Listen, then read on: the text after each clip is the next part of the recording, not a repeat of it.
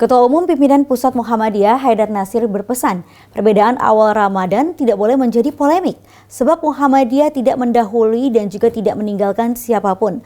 Penetapan maklumat Muhammadiyah lebih dahulu ini adalah lumrah setiap tahunnya, karena Muhammadiyah menggunakan metode hisab wujudul hilal hakiki.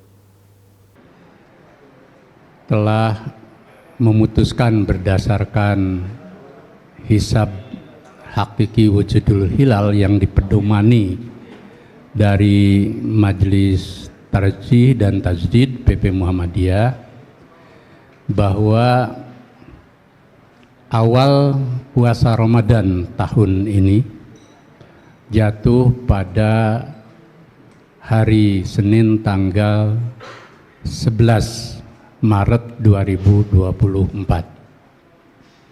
Idul Fitri jatuh pada hari Rabu tanggal 10 April 2024 dan Idul Adha jatuh pada hari Senin tanggal 17 Juni 2024. Sehingga bagi kaum muslimin khususnya warga Muhammadiyah dan saudara-saudara yang mengikuti pedoman hisab wujudul hilal dan nanti yang meyakininya untuk memulai ibadah-ibadah puasa Idul Fitri dan Idul Adha sebagaimana telah kami maklumatkan pada hari ini. Yang kedua, kenapa Muhammadiyah mengumumkan sekarang dan mungkin ada yang bertanya mendahului? Kami PP Muhammadiyah tidak mendahului siapapun. Jadi pengumuman dan maklumat ini hal yang lumrah terjadi pada setiap tahun, sebagaimana juga berbagai organisasi Islam mengeluarkan, bahkan negara itu mengeluarkan kalender, baik kalender Hijriah yang berisi tentu juga tanggal-tanggal bulan dalam tahun Hijriah yang ada irisannya dengan kegiatan-kegiatan ritual ibadah, atau mungkin juga kalender Miladiyah yang juga terkait dengan tanggal yang menyangkut kegiatan-kegiatan publik, baik di tingkat suatu negara bahkan di tingkat global. Jadi maklumat atau pengumuman Muhammadiyah ini maklumat yang normal terjadi dan dilakukan karena kami menggunakan metode hisab dengan metode khusus hisab hakiki wujudul hilal yang nanti kalau perlu dijelaskan oleh Pak Hamim Ilyas selaku Ketua Majelis Tarjih dan Tajdid.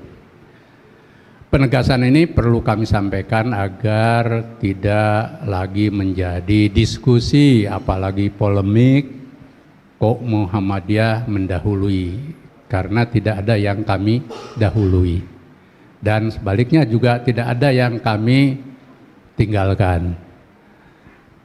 Yang ketiga, boleh jadi nanti ada perbedaan awal bulan Ramadan, terutama awal puasa, dan dimungkinkan ada kesamaan untuk Idul Fitri dan Idul Adha, atau juga mungkin ada yang beda seperti juga setiap tahun di kelompok-kelompok kecil kan suka ada berbeda di tanah air.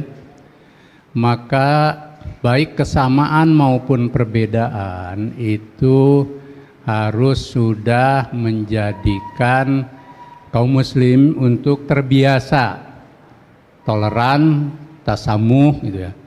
Bahkan tanawu itu perbedaan cara gitu ya dalam hal menjalankan ibadah, termasuk memulai bulan Ramadan, Syawal dan Zulhijjah. Sehingga pesan ini justru akan memperkuat niat kita dalam beribadah. Karena memang selama masih ada perbedaan dalam hal metode, maka akan selalu terjadi perbedaan dalam penentuan awal Ramadan, Idul Fitri, dan Idul Adha. Yang ketiga, bagaimana solusi supaya ada kesamaan? Nah, Muhammadiyah selama ini secara terbuka, demokratis, dan argumentatif memberikan solusi, yakni disusunnya dan diterimanya kalender global internasional, kalender Islam unifikasi, yang tentu ini memerlukan proses terus-menerus yang sebenarnya telah dimulai waktu ada pertemuan antar organisasi dan negara Islam di Turki tahun 2016. Tetapi untuk perwujudan satu kalender Islam global itu memerlukan waktu.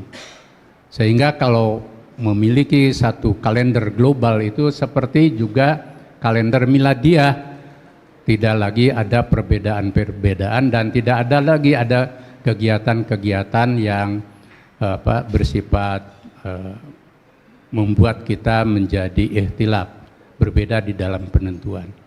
Dan ini adalah hutang peradaban umat Islam, karena umat Islam ini kan dengan perintah Iqra saja harus menjadi umat dan bangsa yang berpikir, menggunakan ilmu pengetahuan dan teknologi secanggih mungkin dan rasionalitas.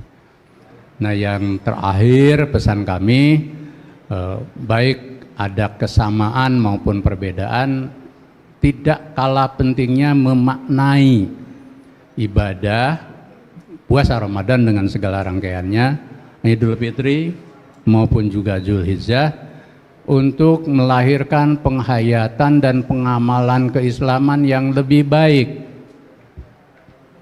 Jadi kalau berbeda ya malah tidak perlu ribut, termasuk di media sosial, apalagi saling menghujat dan saling menyalahkan yang membuat malah nanti nilai ibadahnya jadi berkurang.